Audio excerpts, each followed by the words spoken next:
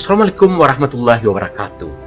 Para mahasiswa, dengan semangat pagi, bersua kembali dengan saya Profesor Dr. Ermanto SPD MHum dalam mata kuliah Dialektologi untuk pertemuan yang kelima ini melalui saluran TVT saluran kebanggaan para mahasiswa. Pada pertemuan yang kelima ini, kita akan membahas topik bahasan geografi dialek.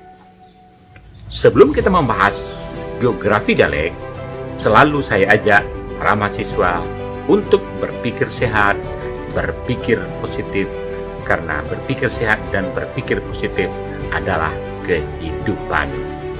Para mahasiswa yang berbahagia, ikutilah uraian topik bahasan kita yang kelima ini, geografi dialek berikut ini. Baiklah, para mahasiswa, untuk subtopik bahasan kita yang kedua adalah tujuan penelitian geografi dialek.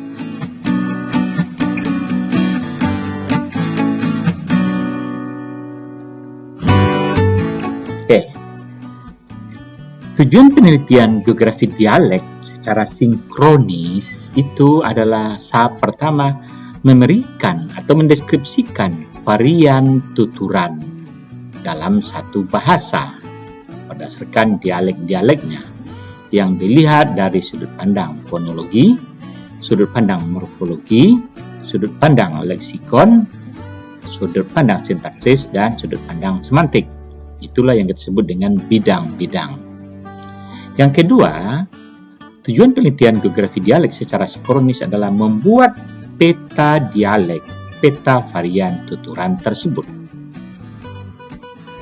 Dalam dialektologi biasanya dihasilkan banyak peta perbedaan-perbedaan tuturan tersebut.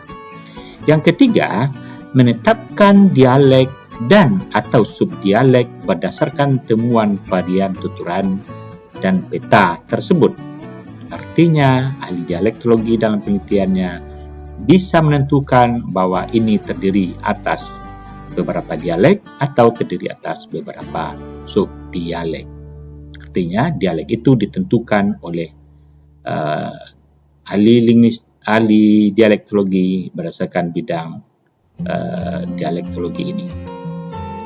Para mahasiswa, tujuan penelitian geografi dialek yang keempat adalah menjelaskan atau memberikan varian tuturan pada dialek yang ditetapkan agar jelas perbedaan antar dialek atau antar subdialek tersebut. Yang kelima, tujuan penelitian geografi dialek secara sinkronis adalah menjelaskan atau memberikan perkembangan berdasarkan pengaruhnya.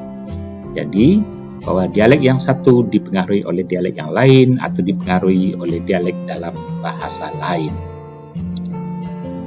Para mahasiswa, perlu kita jelaskan juga kerja geografi dialek secara sinkronis ini. Kerjanya adalah menemukan semua gejala kebahasaan, tentu berdasarkan data dialek. Yang kedua, membuat peta semua gejala kebahasan itu. Jadi, suatu penelitian dialek biasanya menghasilkan banyak peta, terutama yang memiliki varian-varian dari berbagai bidang tadi, seperti bidang fonologi, bidang leksikal, atau setidaknya bidang morfologi. Para mahasiswa, berikutnya, kerja geografi dialek secara sinkronis ini adalah membuat peta semua gejala kebahasan seperti yang dijelaskan tadi. Kemudian, membuat pemisahan setiap gejala kebahasaan yang berbeda dengan garis. Disebut dengan garis heteroglos. Ini banyak garis pemisah. Atau isoglos, yang berarti satu garis pemisah. Jadi ada istilah membuat perbedaan pemisahan kebahasaan yang berbeda itu dengan membikin garis. Garis isoglos berarti satu garis pemisah, sedangkan semakin banyak dia sudah menjadi heteroglos atau banyak garis pemisah. Para mahasiswa, berikutnya kita jelaskan juga tujuan penelitian geografi dialek secara diakronis. Yang pertama, tujuannya adalah merekonstruksi bahasa purba atau menyusun bahasa purba berdasarkan bukti data evidensi dialek subdialek dalam bahasa tersebut. Artinya, direkonstruksi bahasa purba oleh ahli dialektologi dan dapat dibandingkan dengan bahasa modern sekarang. Bahasa yang digunakan sekarang disebut dengan bahasa modern, sedangkan bahasa purba adalah bahasa masa lalu yang direkonstruksi oleh ahli dialektologi berdasarkan bukti-bukti dialek yang berbeda-beda tadi. Baiklah, yang kedua, tujuan penelitian geografi dialek secara diakronis adalah menentukan unsur-unsur inovasi atau unsur pembaharuan. Ada bentuk-bentuk pembaharuan dalam dialek tersebut, yakni seperti inovasi internal, yakni inovasi karena terjadi di dalam dialek, atau inovasi karena eksternal, disebut dengan inovasi eksternal atau luar dialek. Artinya, inovasi ini dipengaruhi oleh luar dialeknya. Tujuan penelitian yang ketiga, tujuan penelitian geografi dialek secara diakronis yang ketiga ini adalah menganalisis dialek atau dialek lama atau relik, atau menganalisis dialek pembaharuan atau inovasi.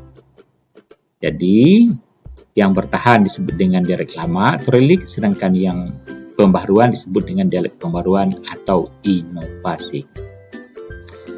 Para mahasiswa, itulah penelitian dialektologi secara sinkronis maupun secara diakronis. Berikutnya kita akan melihat subtopik bahasan yang ketiga adalah dialek sosial.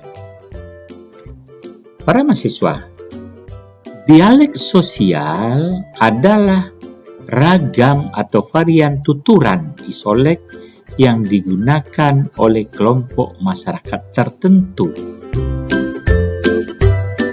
Jadi, kalau dialek geografi tadi ragam yang digunakan oleh kelompok masyarakat juga, tetapi itu adalah dari matra geografi atau wilayah. Yang untuk dialek sosial dijelaskan berikut ini. Kelompok masyarakat tersebut ditentukan berdasarkan status sosial, seperti kelompok masyarakat itu karena bidang pekerjaan, karena usia, karena kegiatan, karena jenis kelamin, karena pendidikan. Itu disebut dengan dialek sosial.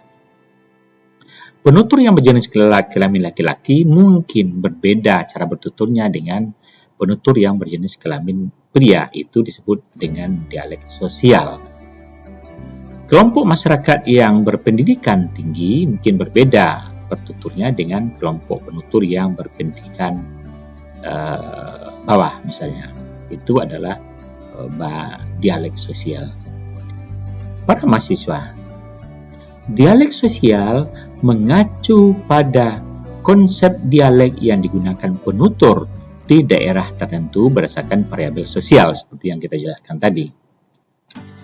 Dialek sosial dengan variabel sosial tertentu dimungkinkan berbeda dengan dialek sosial lainnya dengan variabel sosial tertentu yang lain pula walaupun berada di daerah yang sama. Dari sudut pandang dialek sosial, mungkin dia berada dalam satu wilayah yang sama tetapi tuturannya berbeda karena penutur itu berada dalam satu kelompok berdasarkan status sosial yang kita jelaskan tadi. Para mahasiswa, dialek sosial pada kelompok penutur pegawai bisa jadi berbeda dengan kelompok penutur yang non-pegawai atau tani misalnya atau nelayan. Demikian juga dialek sosial pada kelompok penutur berusia muda mungkin berbeda dengan kelompok penutur berusia tua. Demikian juga dialek sosial kelompok penutur berpendidikan tinggi mungkin berbeda dengan kelompok penutur berpendidikan rendah. Para mahasiswa, demikianlah uraian kita untuk topik bahasan yang kelima dalam mata kuliah dialektologi, yakni topik geografi dialek. Saya ajak para mahasiswa untuk selalu memperkaya wawasan Anda dengan sumber-sumber lainnya. Para mahasiswa, sampai bersua kembali dengan saya, Profesor Dr. Ermanto SPD MHum, untuk pertemuan yang ke-6 berikutnya.